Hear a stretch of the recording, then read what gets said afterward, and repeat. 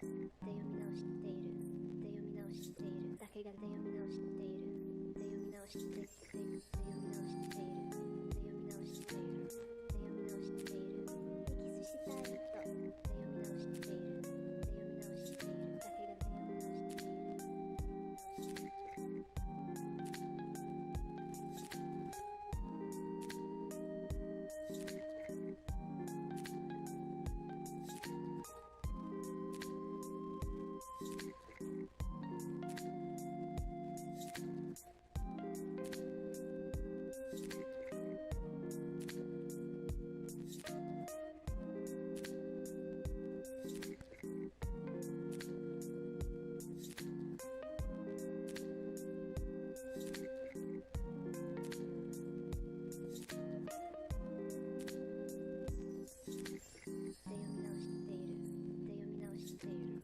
み直しているしたいとで読み直しているで読み直しているだけがで読み直しているで読み直しているで読み直しているで読み直しているで読み直しているエキスしたいとで読み直しているで読み直しているだけがで読み直しているで読み直している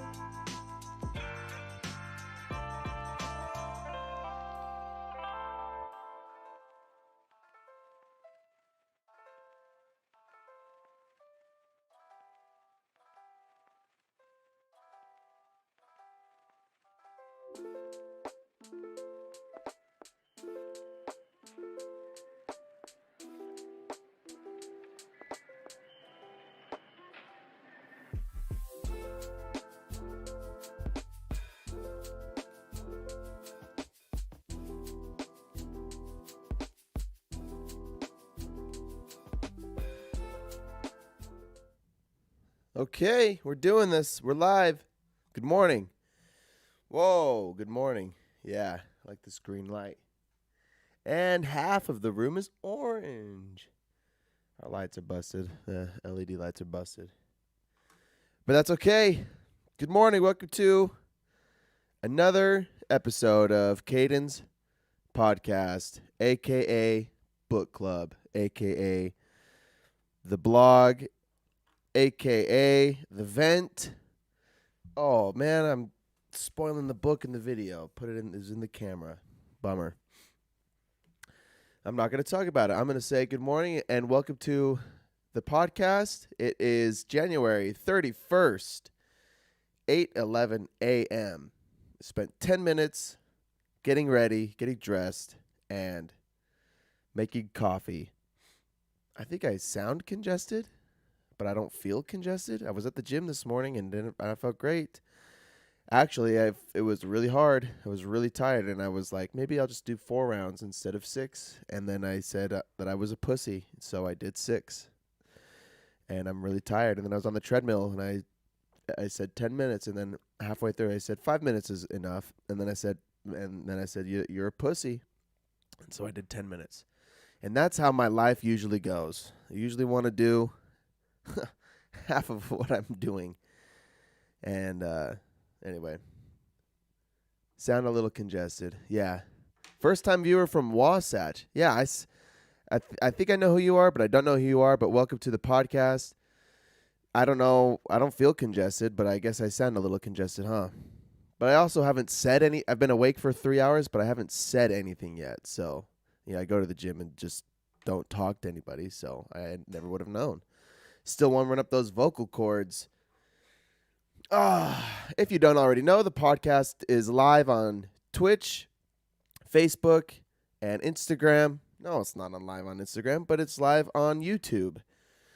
And it's under Caden's Podcast on Facebook and YouTube, and it is under Alpha Seltzer on Twitch, ALFASELTZER, Alpha Seltzer. That's my video game name.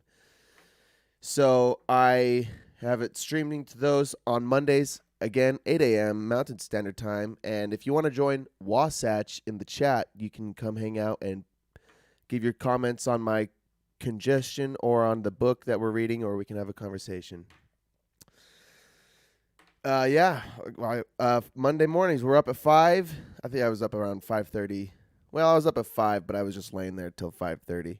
I bought this new alarm clock that has like a sunset light built into it. It's like a or not sunset, but sunrise. So when the alarm goes off, it like turns the light on like the sunrise. It's very dim and gets brighter, and then it was right in my fucking face this morning. So I woke up to a bright light in my face at 5 and just kind of laid there until 5:30 with the sun in my face. But I like it. Remember, one of the very early episodes was about sleep, and the best thing we can do for our sleep is to go to sleep with the sun and wake up with the sun. And this is doing is imitating the sunrise. So that's where I was 3 hours, but I'm here. We're doing the pod. So I also want to make a plug for my blog, which is a supplement to the podcast, or vice versa, because I think they both are kind of their own thing. But in either case, the blog is CadenKellysBlog.wordpress.com. And that is in my Instagram bio. I think it's in my Twitter bio as well. I haven't touched my YouTube in a while. I'm a one-man band over here. The producer and the editor and the soundboard guy and also the host. So, and then I'm also the things that I don't do, like marketing and media, the social media. Yeah, whatever. I just fucking do this. And because you know what? Because I do this for myself, just like I've always said, I do this podcast because I'm trying to be the best version of myself possible. And there's a bunch of wise, really smart people who are passing on all of their knowledge. And I am trying to consume their wisdom and be the best version of myself. And this podcast keeps me accountable to that, keeps me accountable to you and to myself. The blog keeps me accountable to myself. I listened to Jordan Peterson on Joe Rogan Experience last week, and Peterson has said many times how the greatest outlet or the greatest tool to induce creative thinking is or creative thinking was us. Oh shit, what's the word? It's not creative thinking, it's critical thinking. The best way to work on critical thinking is to write. And he talked about this app that he's making to help people with critical thinking. But anyway, so it's why I write, and that's why I talk all the time. I read this, and then I listen to podcasts, and I do a whole bunch of stuff, and then I try to talk about it here, and I write about it, and I write up all my thoughts and my meditations, because I want to be a useful force in the world for myself and for my family, for my friends, and if I can, I didn't turn the FPS up. It's still at 30 FPS, but that's all right because I don't think a lot of people watch. Yeah, he is a genius. I've been following him on Instagram for a while, and a lot of his posts are like clips of his lectures as a professor. And he's very controversial now, but he's very wise, and his book was awesome. I have it's the sequel to the 12 Rules of Life on Q, but that was a 15-hour read. That was a hard read. But you know what? I got to be honest. This book we did last week is a record. 27 hours on Apple Books. It's a 27-hour book. And let me give you some context. I was browsing the Apple audiobooks library looking for a book, and I knew that I wanted to do something on human behavior and just the human condition, biology, that strain. So I was browsing some topics, and I found this book called Behave by Robert Sapolsky, which is, I don't want to spoil it yet, but I listened to the demo, and the demo was awesome. The demo pretty much explained how why people are violent, where violent tendencies come from, and so he said, in this book we're going to explain pretty much the cause for violence and aggression, and examine humans at their best behavior and their worst behavior. So I said, awesome. Bought, downloaded, uploaded, and when I started it, it read 27 hours. And I got to be honest, I probably wouldn't have bought it if I had saw that it was 24, or if I had seen it was 27 hours before I bought it. I probably wouldn't have bought it. So I'm kind of glad that I was naive, or that I just didn't look into it, that I bought it anyway, because it forced me to finish. I got 27 hours in last week, and I only got that done because I listened to the whole thing at 2x speed. I probably missed half of the content of the book, and yesterday I spent 8 hours with the physical copy and the 2x speed following along, and we did half of the book yesterday. So 27 hours in 2x speed is 13 and a half hours, and I probably got 5 hours throughout the week because I'm training a kid in carpet cleaning, and I can't sit there and listen to grind out books all day long. So, and I usually don't get the physical copy of the book until later in the week. So anyway, I spent all day yesterday reading. Wasatch, haha, yeah, a lot of people do not like him, but I enjoy the banter with people on live television. Yeah, his voice still kind of trips me out because everything he says, he kind of talks like this. And you got to understand that there might be something wrong with his voice. He was really sick for a while. Oh no. And then he always cries, and I love him. And my mom, he is my mom's Lord and Savior, and she doesn't like that joke, but it's true. I think he's really wise, and I think everyone has opinions, and maybe people have agendas, but I am in sync with Jordan Peterson. And I also am kind of feeling bad for Joe Rogan. I never used Twitter, and the one day I decided to hop on Twitter, all of Twitter was trying to cancel Rogan, and Peterson was on there defending Rogan, and so was Brett Weinstein and some other comics. But poor Rogan right now, but really not really poor Rogan, because I know I am confident that he's a good guy. And you saw my Spotify thing from last year. I listened to over 14,000 hours of Rogan last year. So I'm not like, or was it 1,400? Whatever the number. However, it was a lot of numbers though. And so I appreciate Rogan, and I appreciate his guests, and some of them are kind of dumb, and Rogan's dumb most of the time. But it's entertaining. His podcast is entertaining, just at the very least. And I think that's kind of the point. Rogan has opinions and not really an agenda, but he has this. I think that he's using his platform as a mode to express himself, which is a controversial opinion. And if he wasn't a controversial guy, he wouldn't be as popular as he is. And he's not, and I don't think he's intentionally controversial. I think that it's just the nature of his personality. And people like Peterson are the same way. I don't think Peterson's out there trying to stir the pot. He has his beliefs and anyway, this is not about Rogan and Peterson. This is about Robert Sapolsky. Anyway, love Rogan, love Peterson.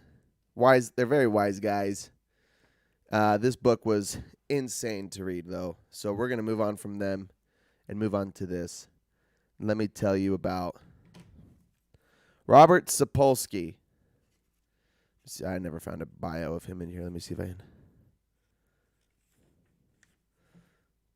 can. This book has won a ton of awards, I guess, though.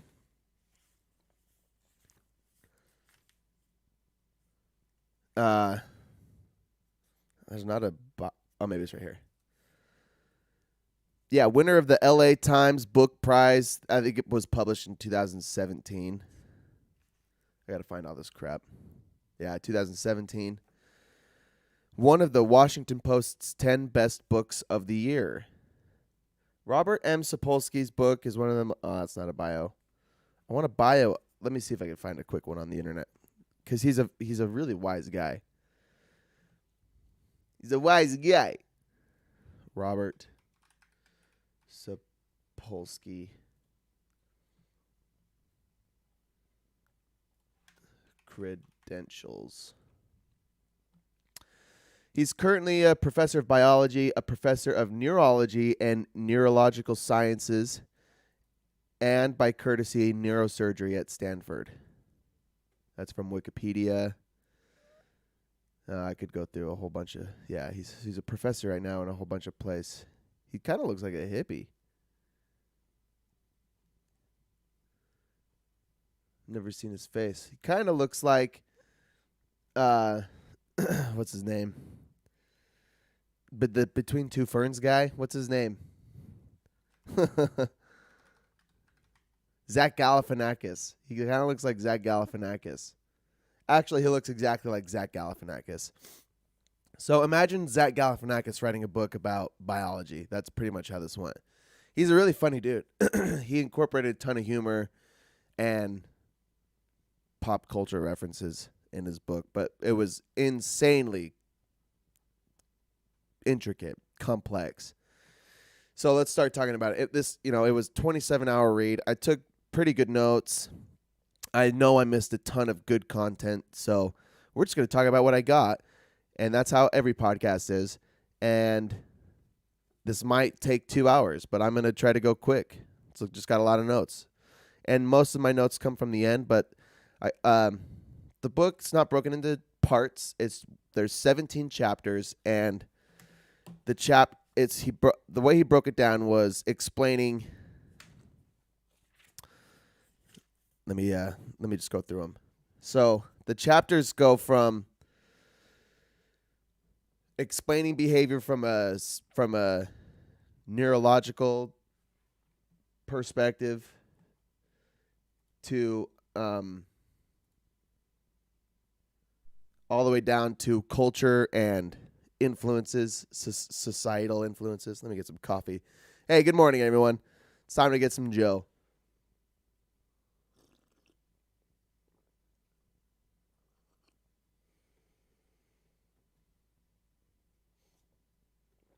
So chapter 1 is called The Behavior. And the only note that I got from that is the intention of the book, which is this book is about the biology of our best and worst behaviors. And that's the subtitle to the book as well. Behave, the biology of humans at our best and worst. Chapter 2 is 1 second before, like what's happening. The title is 1 second before. Chapter 3 is seconds to minutes before. And what he means is what's happening in our body 1 second before a behavior occurs. And then seconds to minutes before is before a behavior occurs. Hours to days before a behavior occurs. Days to months. And then, So for those first few chapters, seconds, it was all science. It was just chemistry and hormones and just a whole bunch of the brain, what's happening in the brain. I'm such a dummy. I'm not trying to explain something that I don't understand. But I will tell you what I wrote down. So, chapter 2 is basically an intro to the nervous system and its role in pro and antisocial behaviors. The three biggest components seconds before a behavior occurs are the amygdala, the frontal cortex, and dopamine. He talks those three regions. Why can't I think of what they are? Part of the brain. They are referenced throughout the entire book. The amygdala is our default state. Our default state is to trust, and the amygdala learns skepticism and to distrust. Sex and aggression activate the sympathetic nervous system. Yes, the same way. Quote, your heart does the same thing during orgasm or a murderous rage. Close quote. This amygdala echoes the quote, the opposite of love is not hate, it's indifference. Oh yeah, we talked about that last week. The opposite of love is not hate, it's indifference. I went through so much content in this book. This feels like a year ago, this rereading this stuff. I should have looked at it before I started. I should just always look at my notes before I start the podcast. But guess what? We don't do that. We don't do that here. So the amygdala is it's the mechanism in our brain that learns to distrust things in our environment. Our default state is to trust, and the amygdala learns skepticism and distrust. The frontal cortex, quote, the frontal cortex makes you do the harder thing when it's the right thing to do. The frontal cortex makes you do the harder thing when it's the right thing to do. Right thing, of course, is more about context.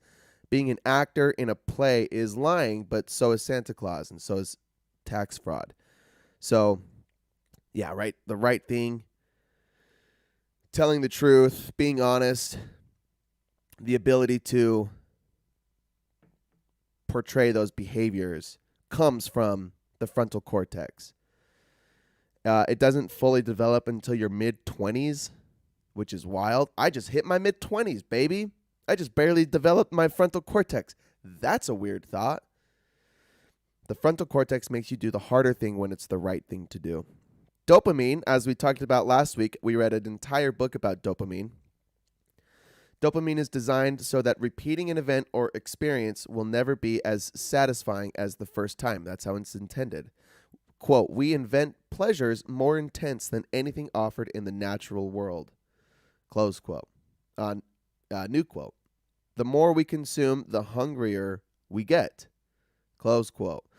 What was an unexpected pleasure today will be our expectation tomorrow, and it will not be enough. Eventually, dopamine is released by the anticipation rather than by the reward itself. This is all about Pavlov's dog.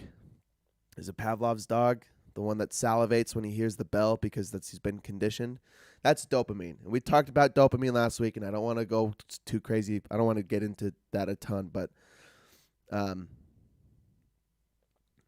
those are the three components that facilitate behavior seconds before a behavior occurs. The amygdala, the frontal cortex, and dopamine. Excuse me. Well, I wrote, dopamine is about the pursuit of a reward that has a decent chance of occurring. Yeah, okay, that was irrelevant, but I said it anyway. Chapter 3. Seconds and minutes before a behavior occurs. Conclusion. Wow, that's all. I missed everything. This is the note. Conclusion. In the moments before we make a decision, we are less rational than we think. We are intensely influenced by all of our senses in the moments before a decision, thus affecting our rational minds. I should say too, he backs everything up he says with really complex science stuff and studies and research, and I am merely cherry picking the data. I'm taking the conclusion, I'm taking the results of all of the examples and the conclusions. Each chapter is so complex that he goes from a thought process and breaks it down and exposes its truths and its false, it's the farce, and then creates a new thesis and just goes on and on and on. That's about each biochemistry process, psychological process, and that's how we get. And then he backs them up with studies, backs it up with science. That's all over my head, and I'm not going to write down all the complex science stuff because I'm not a scientist, but I can understand the conclusions. So if you are skeptical about the conclusions that he's drawing, go read the fucking book and you'll see how he got to these conclusions. And he admits when he's biased towards a belief, especially towards the end. We'll talk about prison reform and punishment in the justice system. But for now, all of the things I'm writing are the conclusions that have come after tons of research and studies. So he's not just saying it. It's science. The moments before we make a decision, we are less rational than we think. That's been shown scientifically. We are intensely influenced by all of our senses in the moments before a decision, thus affecting our rational minds. That's seconds to minutes before a decision or a behavior. Deep breaths, baby. Deep breaths. Let's drink some coffee.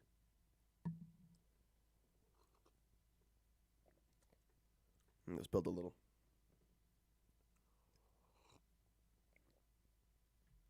That's why we got these coasters, baby. All right. Chapter 4. Hours and days before. Quote, aggression is more about social learning than testosterone. Ah, yes. He talks tons about testosterone. Well, men are more aggressive because they have more testosterone.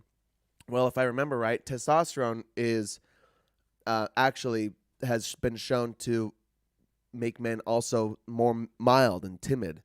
That's wrong the words to use, but it makes testosterone doesn't only cause aggression. Testosterone causes a whole bunch of other behaviors. But so the behavior of aggression comes mostly from social learning. It's he says if we want less aggression in the environment, in the world, we need to stop rewarding it.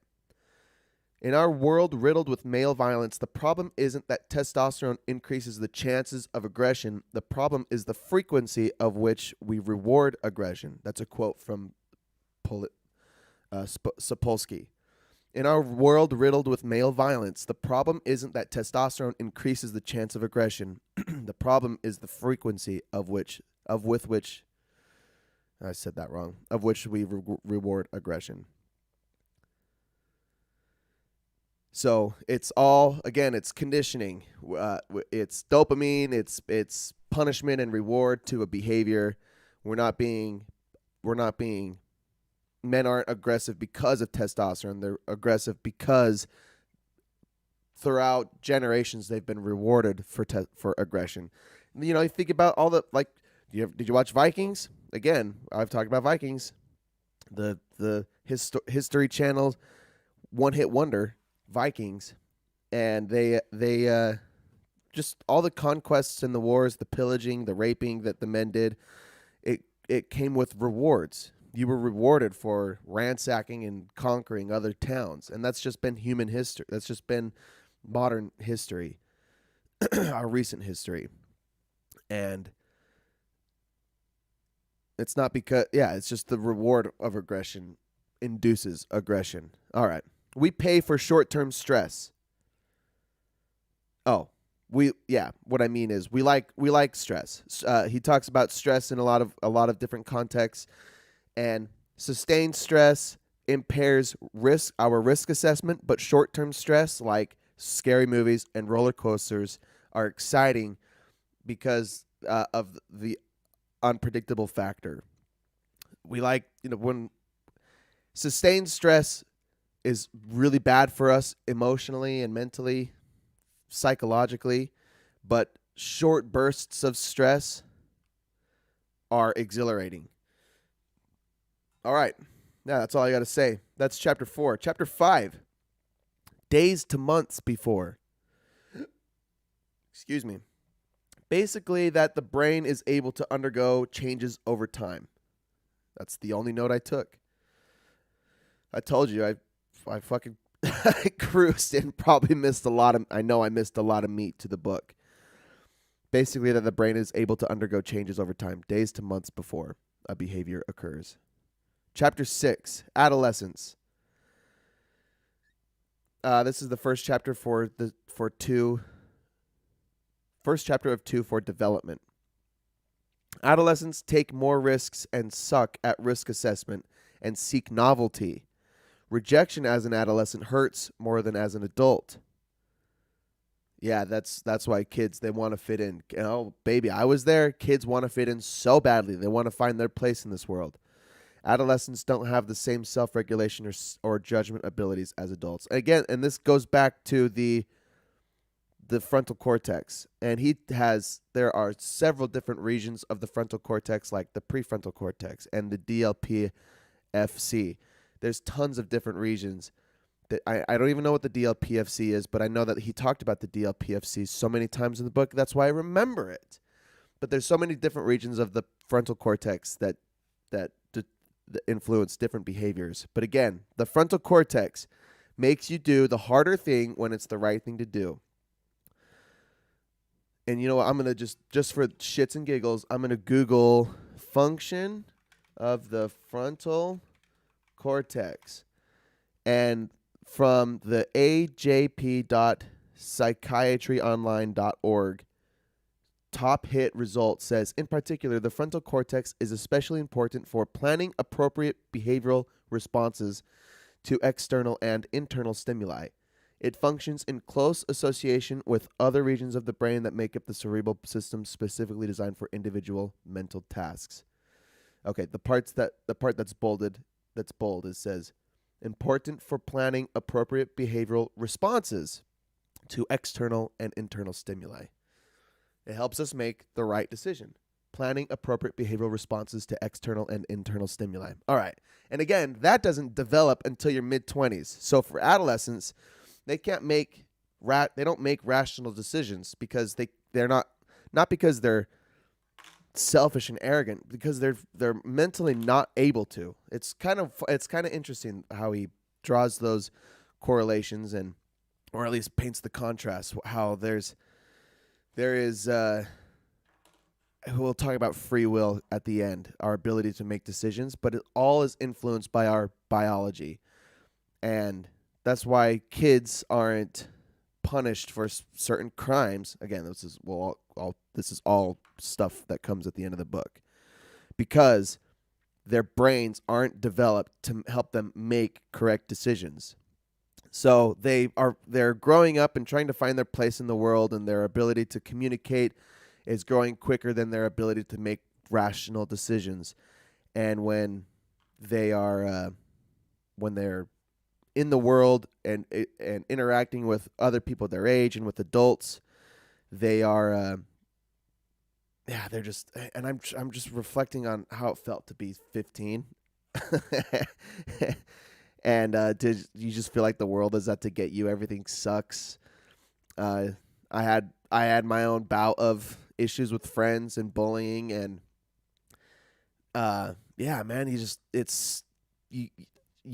if you don't have a solid group of friends, if you can't find a group, or if you genuinely don't fit in, it's one thing to feel left out, and one thing to be kicked out, or when you don't feel included in a group. As a kid, you can't look at that situation rationally. It's all emotional, and you act irresponsibly and irrationally. Anyway, so adolescents, they take more risks and suck at risk assessment, and they mostly seek novelty.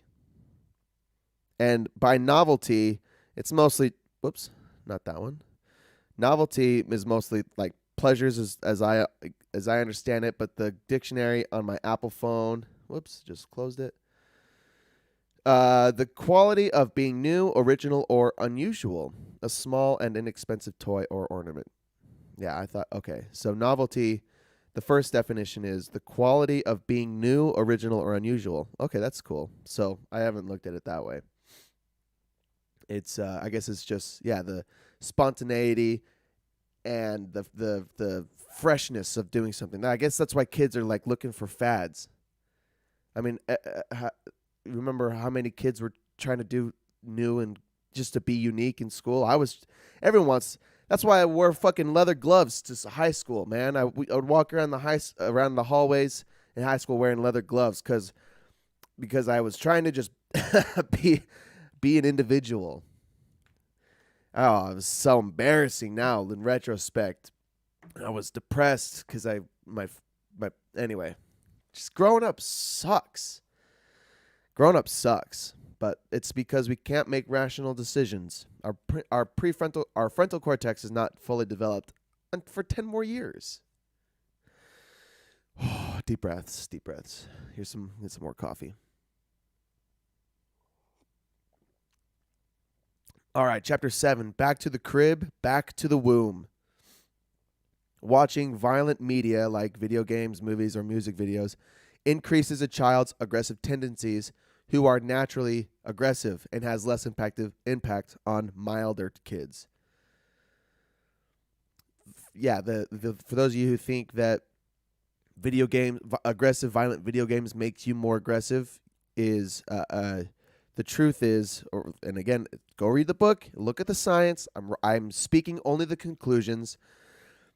Video games, violent media has a greater impact on kids with naturally more aggressive tendencies.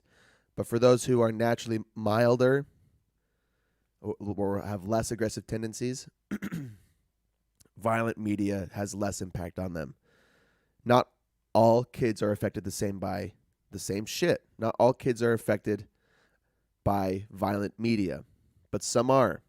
Violent kids with aggressive tendencies have a greater impact from aggressive media. Peer interactions teach social competence through play. Play is such a unique or an interesting concept to me, something that I've never really considered until reading Weinstein and Heather Hang's book, A Hunter-Gatherer's Guide to the 21st Century. But humans love to play, or kids need to play. And I was looking into dog psychology just a little bit recently, and I was thinking about why dogs love to play. I was looking at why they wag their tails, and dogs wag their tails as an indicator that they want to play, that they're excited, that they want to be, they are ready to do whatever play that they want to do. But then I thought animals just in general play, not just because it's fun or it's exciting, but because it teaches social interaction. It teaches social competence. Peer interactions teach social competence through play. Again, it's kind of finding your place in the world and what behavior is appropriate and what behavior is not appropriate. Again, with dog psychology, dogs early on will bite and nibble on everything to see what they can get away with.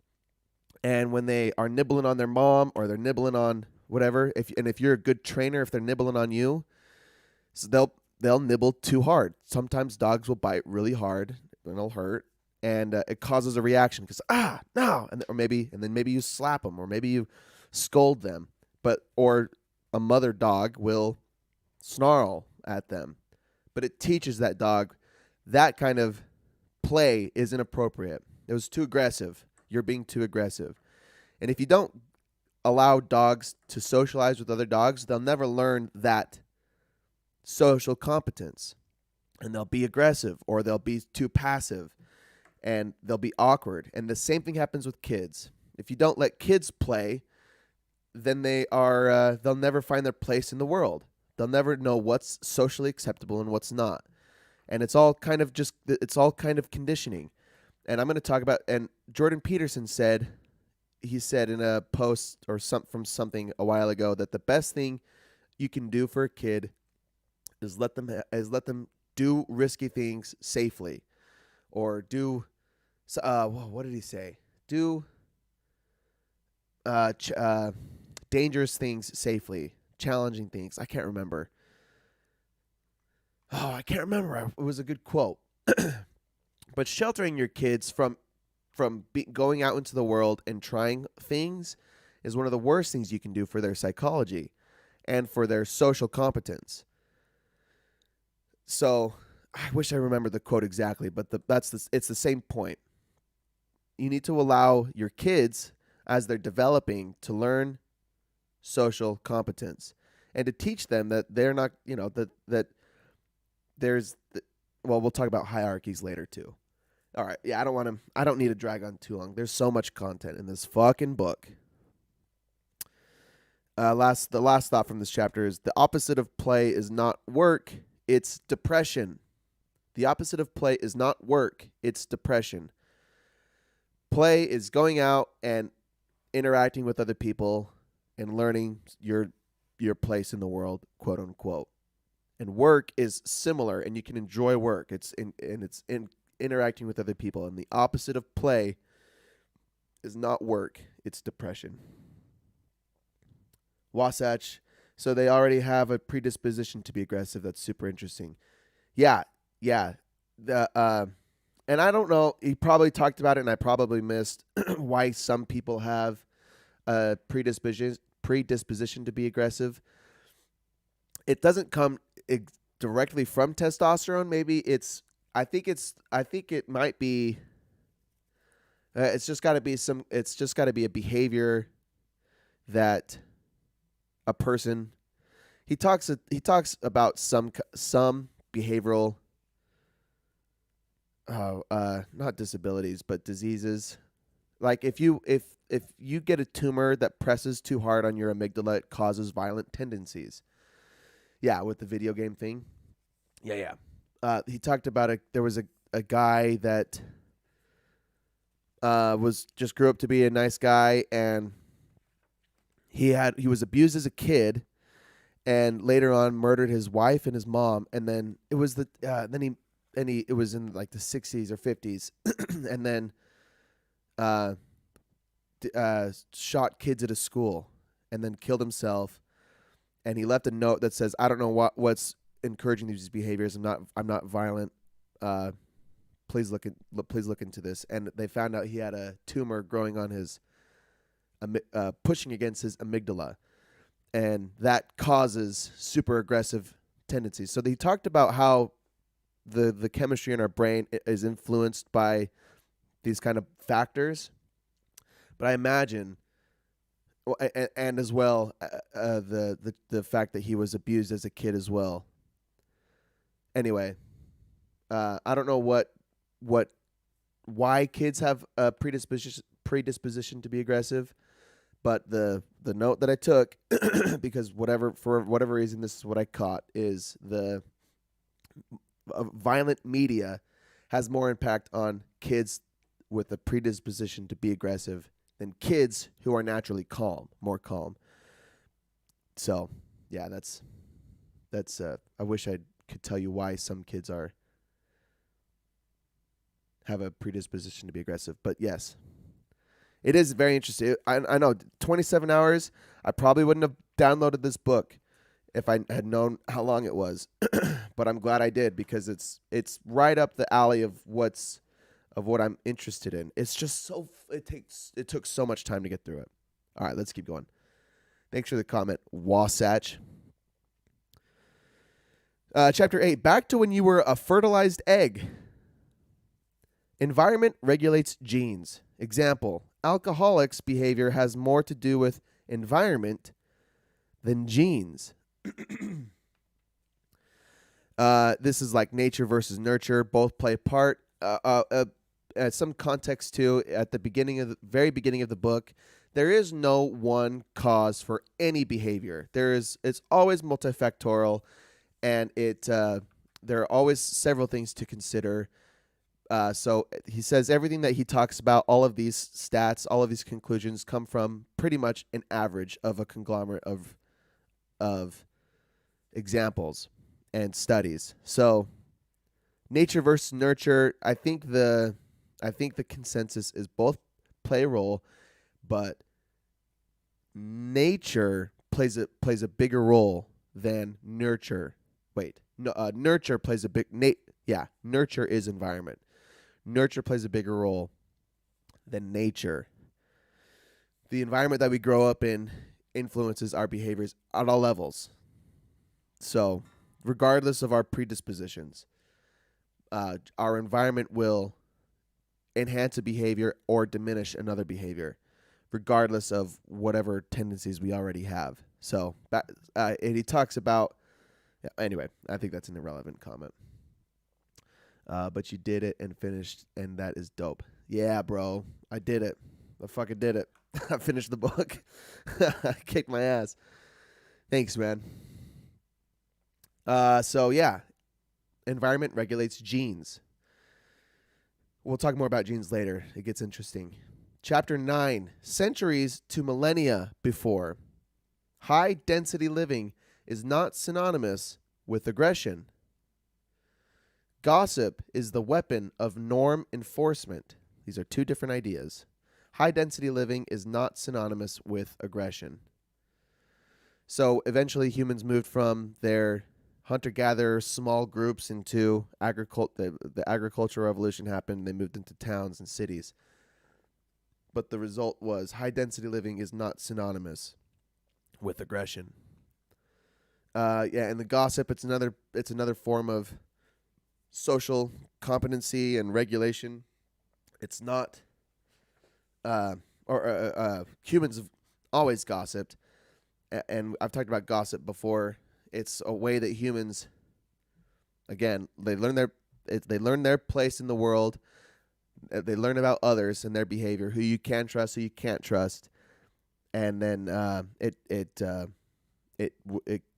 gossiping, it kind of reinforces beliefs and excludes people that don't have the same beliefs. And then war among humans was rare until hunter-gatherers moved into agriculture. Yep. He says the agricultural revolution. Oh, I wish I had marked it, but he said something like the agricultural revolution was the worst decision that humans could have ever made for our well-being. And it's important to note, he says that high-density living, which came from the agricultural living, is not synonymous with aggression, but war among humans was rare until the agricultural revolution. And consider why this is. Humans were, again, aggressive tendencies maybe I'm not too sure either. But the war happens over beliefs, happens over resources, and it usually happens when there are enough people against another person for power. And from all of the studies, he talks a lot about it at the end too. A lot of people have thought humans are naturally aggressive, and seek conflict and seek war. And his conclusion is that's not true. Humans are not naturally aggressive. They don't naturally seek war. It's when large groups of them come together that are only associated anonymously, where like it's like through trade when everyone has a role or a function in a society, and there's multiple levels of exchange.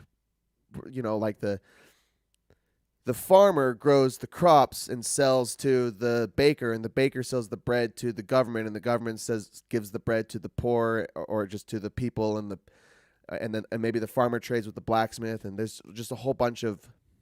Instead of you working with a clan of 15 people where you know everyone personally, you're working with a whole bunch of people that you don't know, where you don't know personally, where you're just associated by. He uses the word anonymously, but anyway, something about that kind of interaction causes an us versus them mentality, which has a whole chapter of its own, which I'll get into. Deep breaths. So much to say. I'm going to take some more coffee.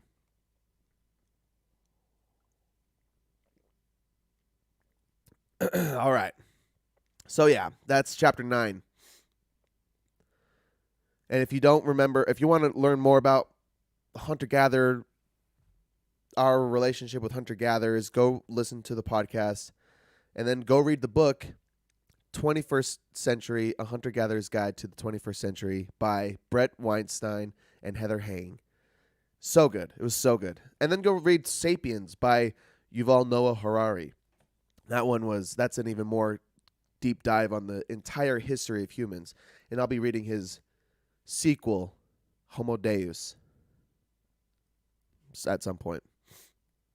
Chapter 10, The Evolution of Behavior.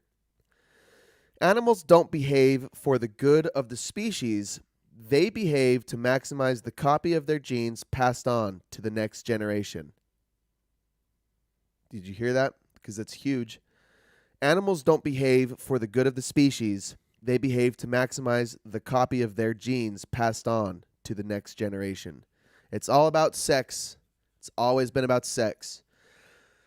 Animals want to pass on their we're biologically designed to reproduce, and the desire to pass our genes on is almost stronger than any other desire, natural desire. So it's always been about sex, and our behavior is shaped around doing things that allow us to pass our genes on the most.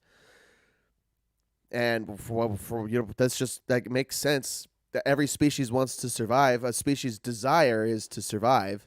None of the animals want to die.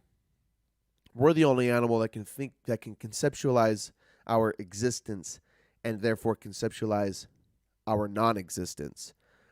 All the other animals are living and trying to survive and not die, and they're not killing themselves, and they're killing each other to survive. We're the only animal that can think about what it's like to be alive, and that's why we can have this conversation about passing on our genes. So, all of our behavior is surrounded around sex, and I'm not even trying to be funny. That's just the truth. We want to reproduce. We want to pass our genes on. And throughout history, the strongest among us have survived and passed on the most genes. And today, I can't remember where I talked about this or from what book it came from, but today is the only time in history where weak, small, scrawny people are reproducing, or at least in the amount that they are. And I'm not talking about, I'm a small dude. I'm 5'9". I'm not like the biggest, strongest dude out there, but I don't know how a person of my stature would have fared 1,000 years ago, or 5,000 years ago, or 20,000 years ago. But the strongest is, there's the alpha males and the alpha females were the ones that reproduced the most. And so what I'm trying to say is the strongest were always the one reproducing the most, which means that the kids were always the strongest.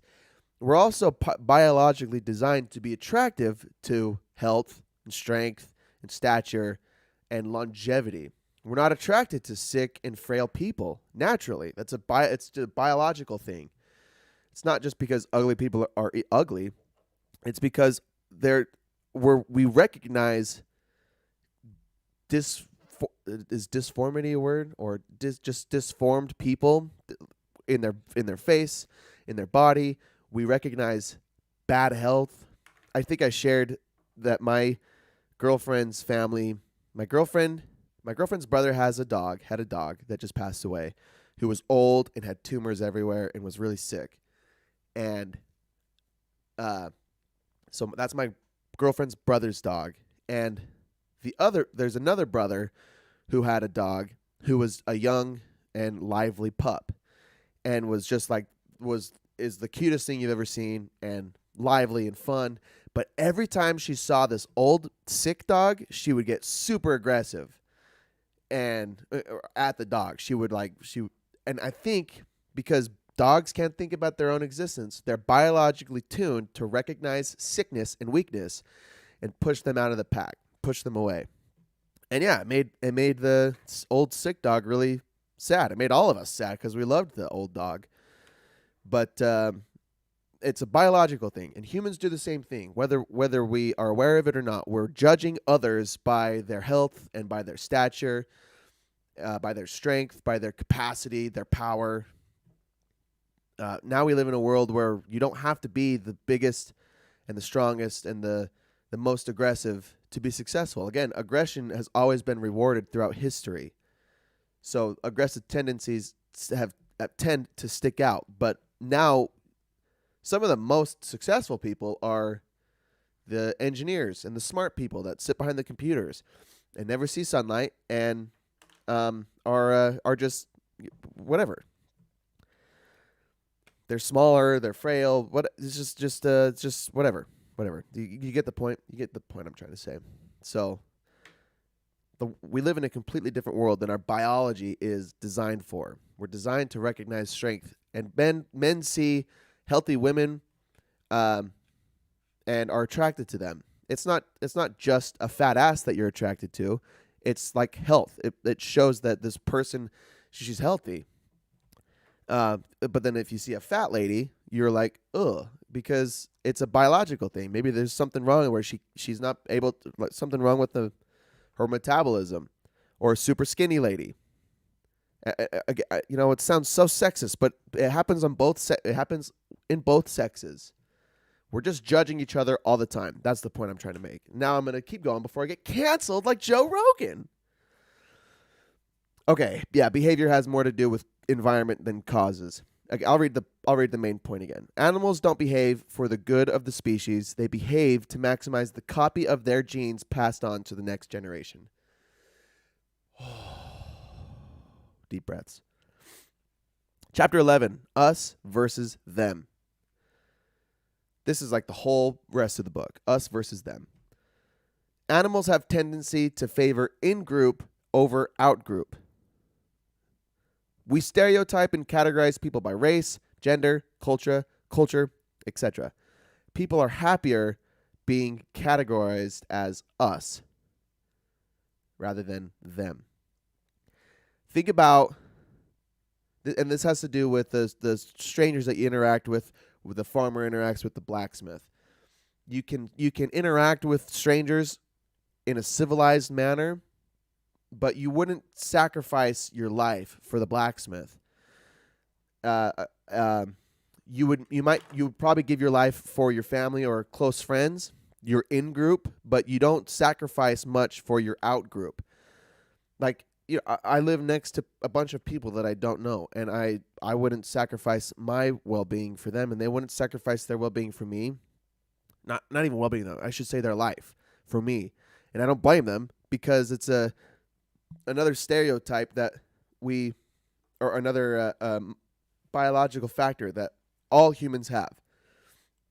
We live and die for our kin.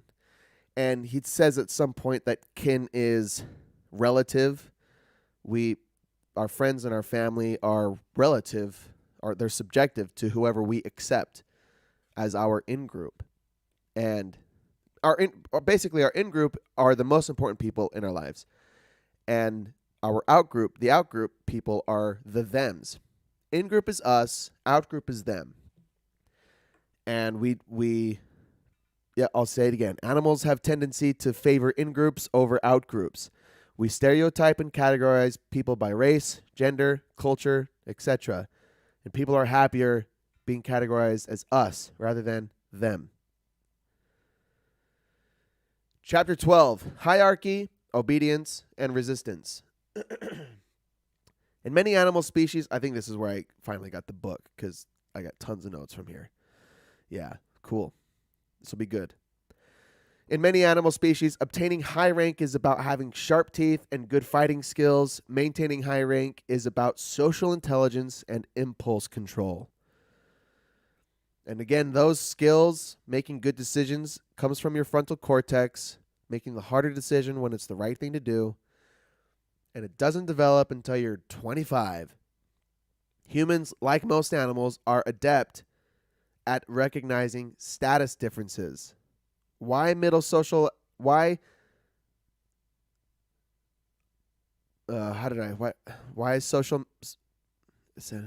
up? Oh, I see. Humans, like most social animals, are adept at recognizing status differences. This is why middle socioeconomic status individuals look up to celebrities and look down on people below them, like homeless people, depending on where you're at. Maybe you're the homeless person. But we are adept at recognizing status differences. This author, Robert Sapolsky, talks about living in a forest, observing baboons, or some other monkey relative for I think 20 years, he said, observing their behaviors and how they relate to human behavior. That's why that's one reason why he's so smart. He's been studying behavior his whole life. And monkeys, I think it was baboons, or maybe it was another, I don't remember. But they recognize status differences even in their little tribes. They recognize the alpha males and they recognize the decrepits, and that's how they create a hierarchy, a dominance hierarchy. And we talk about dominance hierarchies from Jordan Peterson's 12 Rules for Life. Humans that were adept at recognizing these status differences. The most stressed individuals in a social hierarchy are middle management individuals. High responsibility with little autonomy and control. Health declines the farther down you find yourself on the socioeconomic status ladder. It's not about being poor, it's about feeling poor. The most I talked a little bit about sustained stress versus short-term stress. Well, the most stressed individuals that experience the most sustained stress are pretty much middle-class people. They have the most responsibility and the least amount of autonomy in their lives. They are, they're not the bosses at the job. They keep the job running, but they don't decide the course of the business. Anyway. This note says it better than I can explain it. High responsibility with little autonomy. Conformity stems mostly from following the crowd, even when the behavior is irrational or immoral. Being different equals being wrong. We are usually not alone in feeling that a behavior is wrong, yet we conform to it anyway to fit in. Yeah, we're just fucking animals, man. Again, it's not all humans are this way. In the last chapter, he talks about the variability, the outliers. But most people will. We don't want to be outcast, because being an outcast for the hundreds of thousands of years that we've been alive usually meant death. If you were kicked out of your tribe, if you were kicked out of your club, you were out on your own and you probably died. So being together, being in your clan, always worked better for your longevity. And sometimes that meant conforming to ideology, conforming to opinion or status that you don't agree with or you don't believe in. Conformity stems mostly from following the crowd, even when the behavior is irrational or immoral. Being different equals being wrong. It's just a tendency. That it's not truth, it's just a tendency. And we'll talk. Okay, so chapter 13 is morality and doing the right thing. We're more likely to help the us group, the in group, rather than the out group, the them group. We recognize people as us when we see their struggle. For example, helping sick kids in hospitals, rather than hear about them. For example, are asked to donate money to help sick kids. Yes. We're more likely to help people that, yeah. Does that make sense? And there's a social reward system too, that we feel good when people recognize our good deeds. When people see us donating at charities or working in the hospitals, there's a release of dopamine that rewards us for this behavior. But if we donate money anonymously, we don't feel the same reward system. That's just our biology, and that's the world we live in now. Humans weren't able to Venmo money to a child hungry children foundation anonymously before. There's no reward. There's not as much reward in doing that. When we're recognized for our deeds, we feel more reward. Our moral brains developed to help us spread our genes, not maximize our collective happiness. Yeah, to spread our genes. And this is doing the right thing. Honesty is easier exhibited when practiced and becomes a habit or a reflex rather than needing to choose between dishonesty and honesty, a conscious decision. When you practice a behavior, it becomes a habit. When it becomes a habit, it becomes easier to exhibit. It becomes easier to do. So, if you want to be a moral and a good person, practice the behavior now, and it will be how did I phrase it? A conscious decision. At first, it will be a conscious decision, but over time, it will become a reflex. Your behavior will become a reflex. Just like going to the gym or saying no to alcohol. At first, you have to decide, I don't want to drink tonight, or I don't want to drink at all, so I have to say no. And it sucks because I want to drink, but I'm going to take some sparkling water instead. Whatever the fuck you're going to drink instead. And then over time, if you stay consistent, it becomes a reflex. When you're offered alcohol, no thanks, I'll take the sparkling water. It becomes easier to practice good behavior. It's the same thing with helping those around us. I don't know if I scratched the surface with the in-group, out-group thing with morality, but I think the point is, from what I remember, is, again, our behavior is shaped to maximize the spreading of our genes. We're not designed just to be, altruistic. We're not altruistic by nature. We become altruistic through our behavior. But by nature, we want to maximize the spreading of our genes because it's all about sex, and it's always been about sex. So if we want to be, because we live in the world that we live in now, we get to choose. We can make decisions that are somewhat unnatural. It's unnatural to be altruistic or to be, especially when the point is to maximize our genes. Other animals aren't naturally altruistic, right? I think that's a true statement. But of course, I'm probably wrong on most things that I say. The point is, our natural human tendency is to maximize the spreading of our genes, and we succeed in that most when our peers recognize our good behavior and we become attractive to our peers. So when we donate to charities, or when we work in hospitals, or when we work at the food pantry, or we're just donating, we receive good karma in our brain from dopamine. But when we do it anonymously, which is altruistic, when we do it anonymously, we do it regularly, we don't receive the same reward. We're not as motivated to do that. But if you do it anyway, if you make the conscious decision, it becomes a habit. That's the point. That's morality and doing the right thing.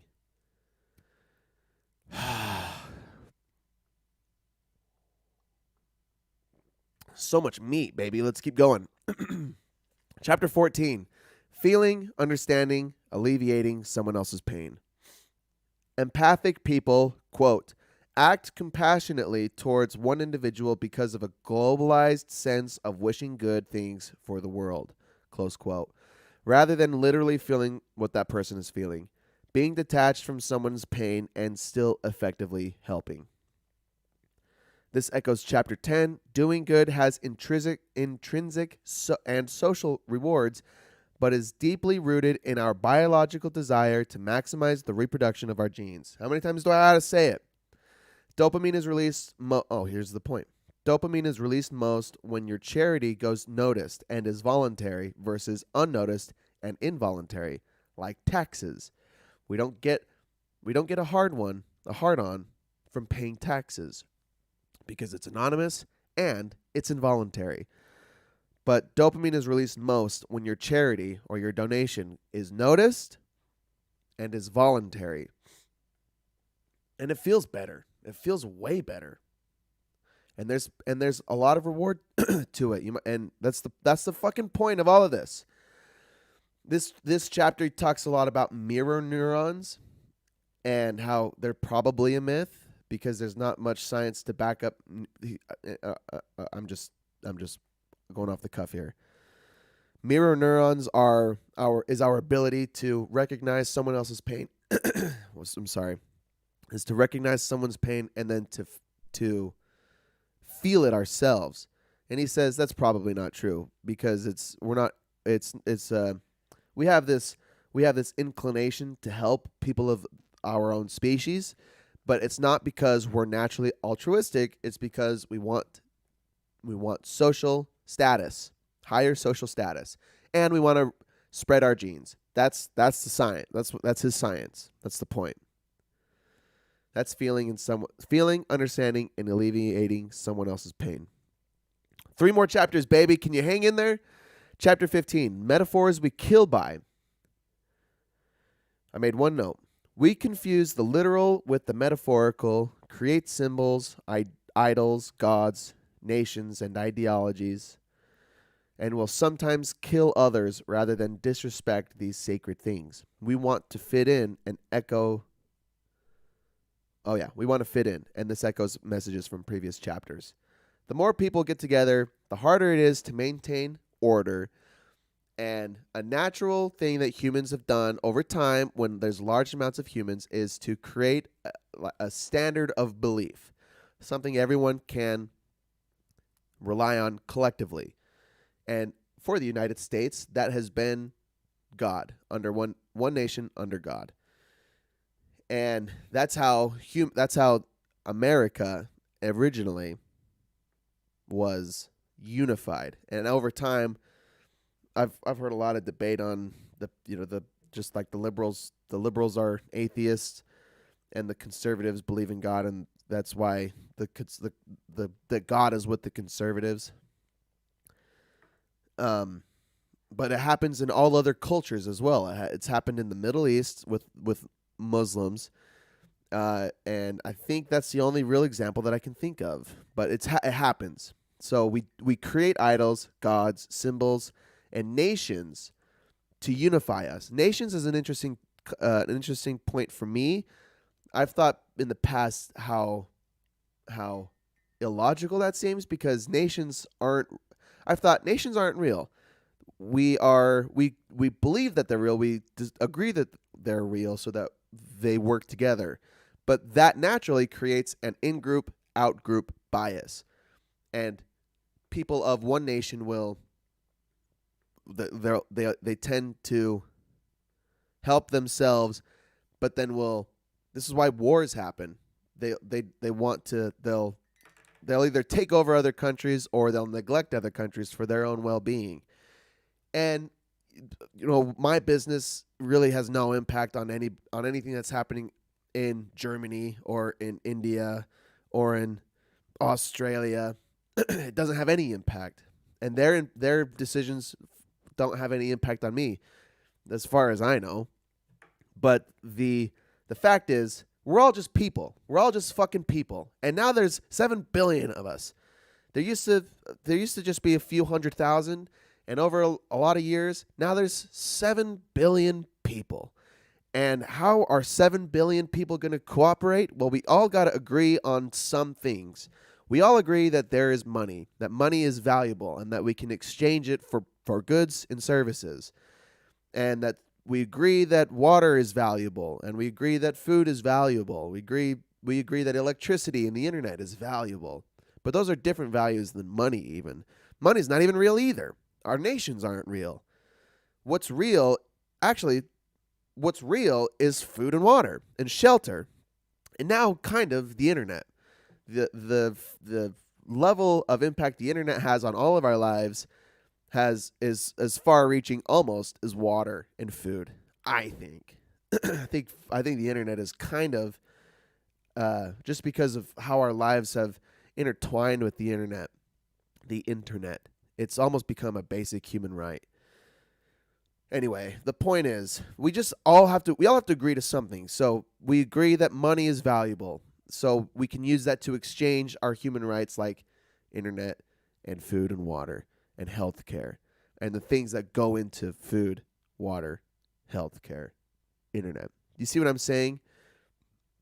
We have to agree. We have to believe, because if we didn't believe, and we get along with some countries because some countries are Christian, and America is Christian, so the countries that are Christian are naturally, we're gonna, oh yeah, we believe in God too, and He's gracious, and all glory to Him, and then we get along, and then we exchange food and water and oil, and then there's countries like the Middle East that they're trying to destroy us because of our Western faith, and I don't know, are we trying to destroy the Middle East because of their Muslim faith? I don't think because of their Muslim faith, but I think they're trying to destroy us because of our Christian faith. I've always like, nationality is dumb, and this is why I think religion is dumb, because it causes this in-group out-group bias, and in a world where we're all in a globalized, globalization, how we're all entangled with each other now through commerce, we have to. It's the only way 7 billion people are going to survive this goddamn miserable life that we live, right? We have to be able to communicate and work with each other. But anyway, I don't even know where I'm going. What's the metaphors we kill by? Okay, so sometimes we would rather kill each other than disrespect the sacred things that we establish, like our gods, our nations, our idols. So, in my opinion, they're dumb. I think we're smart enough now where we don't need smart enough as meaning cognitive and self-aware enough that we don't need to rely on idols and nations and symbols to work together. We can work together for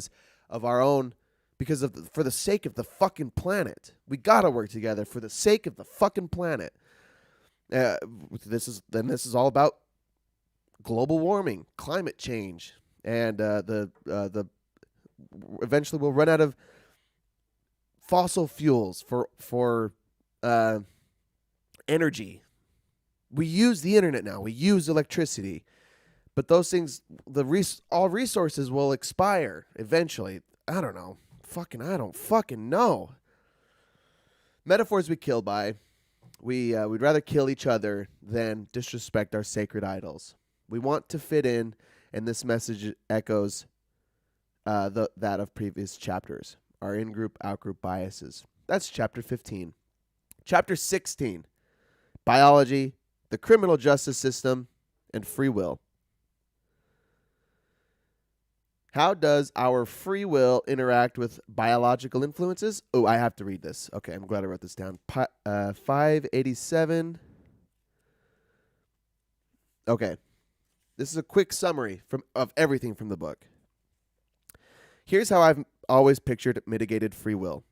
There's the brain, neurons, synapses, neurotransmitters, receptors, brain-specific transcription factors, epigenetic effects, gene transpositions during neurogenesis, Those are all the science words that I can't think of because I'm a dumbass. Aspects of brain function can be influenced by someone's prenatal environment, genes, and hormones, whether their parents were authoritative, or their culture egalitarian, whether they witnessed violence in childhood, and when they had breakfast. It's the whole shebang. All of this book. That I don't need to keep going on, but that's how our free will interacts with our biological influences. The neurons, synapses, neurotransmitters, receptors, brain-specific transcription factors, epigenetic effects, gene transposition during neurogenesis, prenatal environment, genes, hormones, and authoritative parents, if their culture was egalitarian. There's all of the factors. All of the factors play into our free will. Our biology is defined by our free will. Our free will is defined by our biology, rather. It seems your brain prepares to initiate a behavior before you have conscious awareness of the decision. Example, you moved your arm to scratch an itch before you decided to move your arm. One cannot choose to be a pedophile, but one can choose not to be a child molester. There is a genetic predisposition to be a pedophile.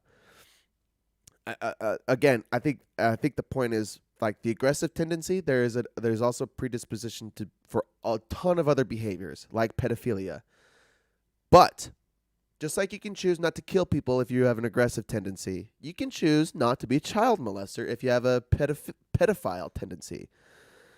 It's all genetic predispositions, and part of what he's saying is there's no free will. You don't choose whether you're a pedophile. You don't choose if you're aggressive. You can't choose. Your free will is inhibited by those factors, those genetic factors. And there's probably hundreds more that I can't even think of because I don't know what I'm talking about. But the fact is, you can choose not to act on those tendencies, to act on those predispositions. Your behavior is defined by your how do I want to say that? Your genetics. Anyway, you have genes, and you can't choose your genes, but you can choose how to respond. And sometimes, just like that guy with the tumor that pressed on his amygdala and caused him to kill his wife and his mother and a bunch of school kids, he couldn't choose those behaviors, or maybe he could. I think that's the philosophy of this. Now, how much of that was his free will, and how much of that was him just a sick individual, literally sick, like the tumor in his brain? How could he have controlled that behavior if his brain was telling him? And then there's a whole conversation on mental illness and sociopaths in that regard. How much of our behavior can we actually control? And how much can we control? How much free will do we actually have? I've got more notes. One cannot... I read that. Quote, the biology of the behaviors that interest us is, in all cases, multifactorial. That's the point that I made earlier. There is not one cause that influences a behavior. It is, in every case, multifactorial. There is no free will because all behavior is influenced by an insane chain of factors: environment, cultural, biology, social, and all of these things that genes, hormones, there's all of them. Brain-specific transcription factors, epigenetic effects, whatever. Quote, if we deny free will when it comes to the worst of our behaviors, the same must also apply to our best behaviors. And this is specifically about the courtroom decisions. If we're willing to dismiss people for their genetic predispositions for aggression or mental illness, for their crimes, if we're willing to excuse them for their crimes, for their bad behavior, then we cannot give credit to people who are exhibiting good behavior as well. It's a hypocritical system. To be consistent, good behavior is also defined by our genetic predispositions. And like I already talked about, our predisposition to do well has mostly to do with the fact that we're trying to fuck. So we can't give credit to the good people, the charitable people, because they're also trying to raise their social status. And on the other side, the people who are sick and mentally ill and twisted and do horrendous things, if we're going to excuse them, we have to excuse. We can't give credit to the good people, or we just got to be consistent. That's his point with the prison reform. He goes into some dialogue on his personal beliefs with prison reform, but all in all, we must be consistent, and in all things we must be consistent, because how fair is that anyway? And then, is there free will? Well, maybe we have the ability to decide. He did say, I remember he said, we may not have free will, but we do have free won't, which is, he's trying to say, yeah, let's say you have an itch, and your brain is saying, oh, we're gonna scratch the itch, but then you have the ability to catch that decision and stop yourself. Or if you're a pedophile, you have such a twisted analogy or example, but if you're a pedophile, you might have tendencies to be a pedophile, but you can stop yourself in your tracks, and it will cause you anxiety and depression because of your genetic predispositions. And now we have medicine and therapy to help us get through that. Or if you have aggressive tendencies that aren't caused by illnesses like tumors or other things, if you have just aggressive tendency, you will feel the urges to be aggressive or to be rude, but you can stop yourself in your track. We may not have free will, but we probably have free won't. I like it. I like it a lot. And I'm going to make a plug for some other books that I've read, because if you have a problem with controlling your compulsions and your desires, then read the book about karma from Sadhguru, and read the dopamine book by Anna Lemsky. There's a whole bunch of ways that we can control our behaviors. And the whole point, and all of the Stoic books, Meditations by Marcus Aurelius and Letters from a Stoic by Seneca, we have the tendency, we're all just fucking animals, and we want to do a bunch of dumb shit, and we just have tendencies, and we have compulsions, and like on Saturday night, I played video games all day. I just gave into my desire to shut my brain off and play video games, and I re-downloaded TikTok. It was just a stupid compulsion because my friends were like, you should just watch TikTok, and I fucking downloaded it, and I just was scrolling TikTok, and then I went to bed at 1 o'clock in the middle of the night. And for some people that's not that late, but for me that's really late. And I woke up yesterday, and I just felt like shit. I felt like shit because I knew that I was just giving in to bad decisions. I just gave in to my compulsions because it feels good. It feels good in the moment, but it never feels good. Oh, I just got an email. Why did it pop up on my thing? It never feels good later on. Bad decisions feel good now, but never feel good later on. Good decisions, sometimes don't really feel that great now, but always feel better later on. And I wrote about this in my blog last night. The good things for us usually kind of suck in the moment. Like exercise hurts and it's hard. And waking up early sucks. Going to bed early sucks because it doesn't really even suck. It's just kind of whatever. Like I don't want to go to bed right now, but I know that I need my sleep. And I don't want to go to the grocery store and every day to buy fresh produce, but that's the only way I'm going to get fresh produce. And I don't want to read a 27-hour book. I would rather play fucking video games all day. But this later on is so much better for you. This later on is so much better for you. Right when I write my blogs, my 10-minute blog, if I write a 7-8 minute read, it takes me 3 or 4 hours to write it, and then to go over it and edit it, and then to rewrite it, and then to edit it. Takes me 3 fucking hours to write a 10-minute read. And that's not fun to spend all that time doing. But you know what? Afterwards, looking at what I've created or looking at this, even the podcast, and this is all freeform bullshit. But looking at this afterwards, it's it becomes rewarding to see what you can create. The person that I'm becoming, the all of the development, it becomes. That's why it's worth it. That's why it's worth going to the gym.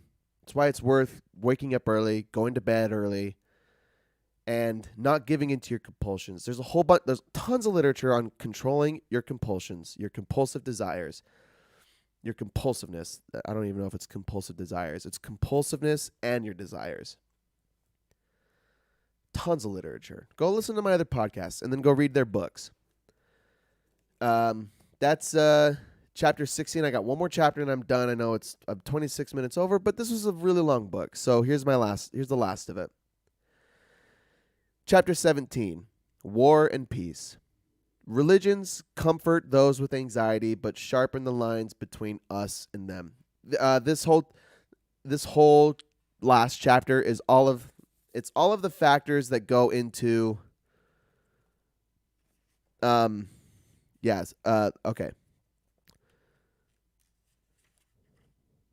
Have people gotten less awful? Oh, I don't want to stall for too long, but why is there war? Why is there peace? Or how do we get peace? So traditional roots that have caused wars in the past, things like religion. So my note, they comfort those with anxiety, but they sharpen the lines between us versus them. So I think religions are bullshit. Human just contact with mass amounts of people sharpen our us versus them mentality. Burning and unburning bridges. He talks a ton about the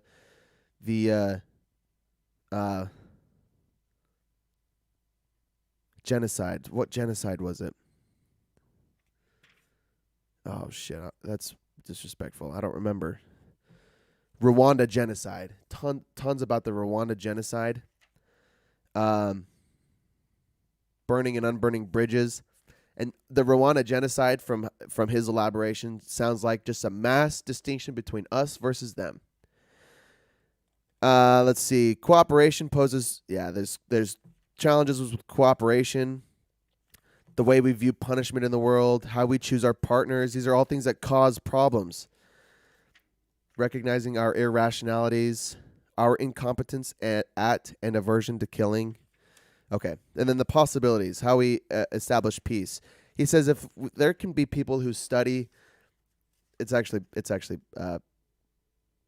pretty neat. It's pretty neat what he says. There are batologists, there's bronatologists pondering brambles and thunder. There's vexillologists and zygologists. There's a whole bunch of ontology, phenology, phonology, parapsychology, peristology. What about the possibility of peaceology? This is his philosophy. If we could study a whole bunch of shit, can there be a peaceology? Can we study and learn how to manifest more peace in the world? This is how he ends the book. We might have all of these predispositions. We might not even have free will in our behavior, but we can maybe we can study how to exemplify our good tendencies. Maybe we can learn how to exemplify our good traits. He finishes the book with the study. Oh yeah, collective power. There was the. Have you heard the story of the Christmas truce in World War I, or the British Army fighting the German army in trenches, and they stopped on Christmas to take pictures. No, they didn't stop for take pictures. They just truced for the day to go collect their dead. But it turned into like, hey, we don't really even want to be fighting today. So it turned into from collecting the dead bodies to helping each other dig burials to eating and communicating, and then it led to playing soccer on Christmas Day in the middle of World War I. And he says, maybe if there was technology, maybe if we had Twitter in World War I, it never would have happened. I wonder where he says it. But if they could have just texted each other, because he said that these were people who would visit each other's countries. They lived pretty close to each other. Some of them may have even been friends. Maybe if they had a way to communicate, they would have said, "This is dumb. I don't want to fight you. We're fighting each other for somebody else, for our government. We're fighting each other because of the." Oh, I want to use the word oligarchy, but I don't think I've ever used that word ever. What does oligarchy mean? Oligarchy definition: a small group of people having control of a country, organization, or institution. Kinda. I don't think the English and German government was an oligarchy, but I guess is. Oh yeah. Oh, listen. The English aristocratic oligarchy of the 19th century is an example. Okay, maybe it was. Maybe I would have used that word in the correct context, but I don't want to be a dumbass. I didn't want to just say it, so I'm saying that I'm naive and I don't know how to use the word oligarchy, but that's what I wanted to say. So they were thinking, we're fighting this war because there's an oligarchy trying to persuade us that this war is worth fighting. But maybe if they had Twitter, they would have talked to each other and said, we don't want to fight. Maybe and I'll say one more time that the human warfare was. There's evidence that shows that humans weren't violent towards each other weren't near as violent to each other until the agricultural revolution. That's the claim. That's Sapolsky's claim, and there he talks about the controversy around that. But the point is, maybe we don't want to fight each other. Maybe just because the world that we live in now, where there's so many people, so many in-groups and out-groups, that we're forced to be aggressive. Our aggressive tendencies are more exemplified because of our environment now. And maybe they weren't back in the day, way back in the day, when we weren't in these cities, in groups, really in close groups with lots of people. Just the world that we live in is wild. It's a wild fucking world. So, I don't know. The epilogue is pretty much it's an entire recap of the book. And would have been really nice to have that throughout the entire read so I can make sure I'm not missing anything, but it's nice to have afterwards. And then his two last thoughts are pretty much if you had to boil this book down to a single phrase, it would be, it's complicated. Nothing seems to cause anything. Instead, everything just modulates to something else. Scientists keep saying, we used to think X, but now we realize that ... Fixing one thing often messes up 10 more, and the law of unintended consequences reigns. On any big, important issue, it seems like 51% of the scientific studies conclude one thing, 49% conclude the opposite, and so on. Eventually, it can seem hopeless that you can actually fix something. Eventually, it can seem hopeless that you can actually fix something, can make things better. But we have no choice but to try. And if you are reading this, you are probably ideally situated to do so. You've amply proven you have intellectual tenacity. You probably also have running water, a home, adequate calories, and low odds of festering with bad parasitic disease. You probably don't have to worry about Ebola virus, warlords, or being invisible in your world. And you've been educated. In other words, you're one of the lucky humans. So try. Finally, you don't have to choose between being scientific and being compassionate. Beautiful. That's a beautiful way to end this. It's complicated, and you don't have to choose between being scientific and being compassionate. And make compassion a habit. It'll start with being a conscious decision if you have tendency to be incompassionate or discompassionate or not compassionate. But if you are conscious enough in your decisions, you can be habitually compassionate towards others. You don't need to be scientific to be compassionate. You can just be a nice person, be a good person. And everyone is fucked up in their own ways. Everyone has their own fucking shit to deal with. That's not the point. The point is just be a good person anyway. Just go do the right thing. The best that you can, and avoid your tendencies to give in to your cravings, because it just makes you a better person. It makes you a better person in all aspects of your life. And again, that's why I do this whole fucking podcast, because I'm trying my best to be the best person I can be, and this is how I'm being accountable and not giving in to all of my cravings. I do because I love my cravings. Anyway, you can make decisions in your life to improve your situation. And if you're listening to this podcast, you're just like Sapolsky said, you're one of the lucky ones. You probably have adequate calories. You probably have far more calories than you need, access to running water, and you're not dictated by an oligarchy. We're one of the lucky ones, and the best we can do is try to make the world a better place. So we're going to go study peaceology. And like I said, the whole point of everything for me at this point is how to maximize peace. It's not to be sexy, even though I want to be sexy. And it's not to be famous, even though I want to be famous. It's not to be rich, even though I want to be rich. The point that resonates the most with me, and I would imagine with everybody else, is how to maximize your peace. So, thanks for bearing with me on the longest book that I've ever read, and maybe that I'll ever read. 27 hours, with the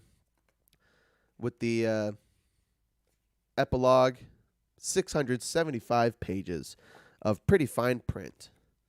So, thanks for listening, Wasatch. You've been a G. Thanks for showing up for the first time chatter for Wasatch. A lot of people coming and going, and probably hearing crazy rants that don't make any sense, and I understand. I hope that you find some value in this, because even though I'm doing this for myself, I want to be a positive influence in the world and in my peer group, in my in-group, and in my out-group. Just want to be a positive influence. I think everyone can be a positive influence. If you take accountability for your life, your decisions, you can make good decisions and learn from the bad ones and be a better person because of it all. So this is Caden's podcast.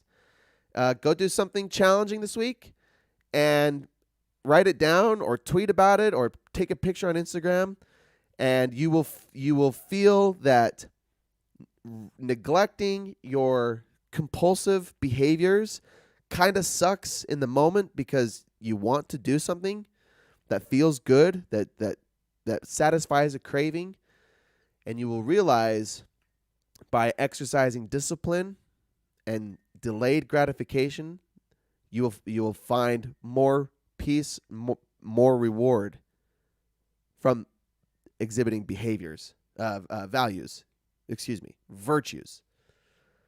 that are in line with your values. All right, I just clusterfucked the ending of this podcast, but that's fine. That's how we do this around here sometimes. Have a great week. Thanks for showing up. We'll be here next week. It'll be February, and it'll be a good time, just like always. Feel free to check out my blog at cadenkellysblog.wordpress.com. You can find it in the bio on my Instagram, which is right here on the video. Caden R. Kelly on Instagram. And it has links to all of my shit in the blog and whatever else. But in any case, go do something hard. Go take care of yourself. Go be a better person. And we'll see you next time.